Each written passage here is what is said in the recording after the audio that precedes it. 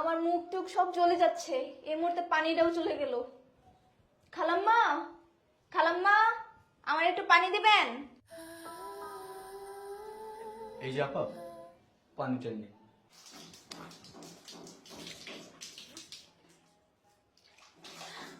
OLA, আপনি এখানে? এই প্রথম কাজের মেয়ের মুখ দেখলো বাড়িওয়ালা, আর কাজের মেয়ে তো রীতিমতো অবাক হয়ে গেল, কারণ এই প্রথম কোনো পুরুষ তার মুখ দেখতে পেল।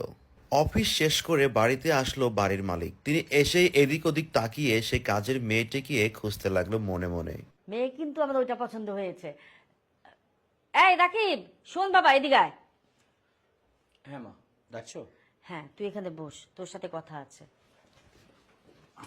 হ্যাঁ মা, কি বলবে বলো। আমরা তো তোর বিয়ের জন্য অনেক মেয়ে দেখলাম, পছন্দ হয়নি। তবে আজকে একটা মেয়ে দেখতে যাব, মেয়েটা নাকি অনেক সুন্দর। তুইও যাবি আমাদের সাথে, চল। মা, তোমরা তো এত দিন ধরে কষ্ট করে মেয়ে দেখছো, তাই না? তো মেয়ে তোমাদের বাইরে দেখতে হবে কেন? আমাদের ঘরেই তো মেয়ে আছে। কি? আমাদের ঘরে মেয়ে আছে? কোথায়? আরে মা, একটু চোখটা ঘুরিয়ে দেখো, পাবে।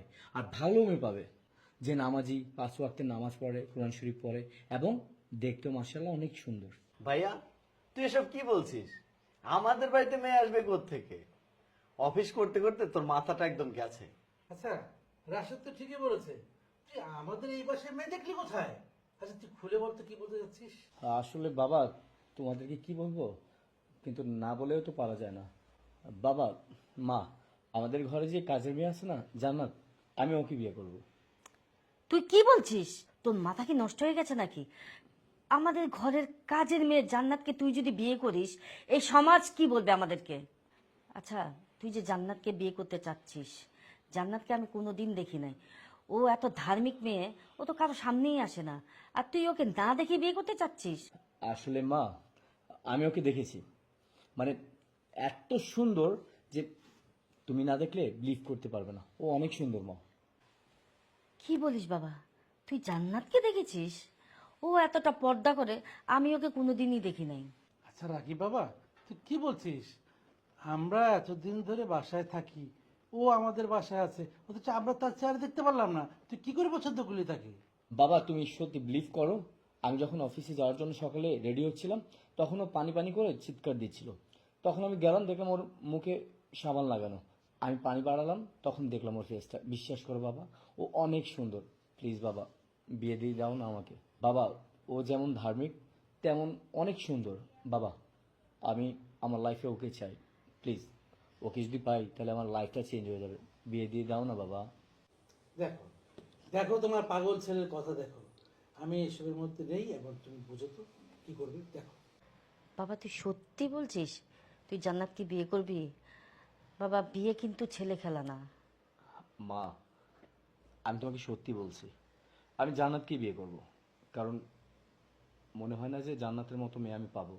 আর যেহেতু ঘরের মেয়ে ঘরেই থাকলো। বাবা, তুই ওকে পছন্দ করলে তো আর হবে না, তুই ওকে বিয়ে করলেও হবে না। আগে জান্নাতকে ডাকি, দেখি ও কি বলে, ওর তো মতামত দরকার। মা জান্নাত, এখানে আসো তো মা। খালাম্মা, আমারে ডাকছেন? কি বলবেন বলেন? হ্যাঁ মা, তোমাকে ডাকছি আমি। তুমি এখানে বসো, তোমার সাথে আমার কিছু কথা আছে। মা, যতটুকু জানি যে তোমার মা ছোটবেলা থেকেই নেই, আর তোমার বাবা তোমাকে রেখে চলে গেছে অন্য কোথাও। আর তুমি বেশ কিছুদিন ধরে আমাদের এখানে কাজ করছো। তোমাকে আমার ছেলে আজকে সকালবেলা তোমাকে দেখেছে, সে তোমাকে দেখে অনেক পছন্দ করেছে। আমার বড় ছেলে তোমাকে বিয়ে করতে চায়। তোমার যদি মতামতটা কি আমাদের জানাতে। বর্তমান এই দুনিয়াতে আপনারা ছাড়া আমার আপন বলতে আর কেউ নেই। আপনি আমার মায়ের মতো। এখন আপনারা যে সিদ্ধান্ত নেবেন সেটাই আমি মেনে নেব। হ্যাঁ মা, তোমার কথা শুনে আমি অনেক খুশি হয়েছি, কিন্তু আমার ছেলে যার জন্য এত পাগল, আমি কি তার মুখটা একটু দেখতে পারি না?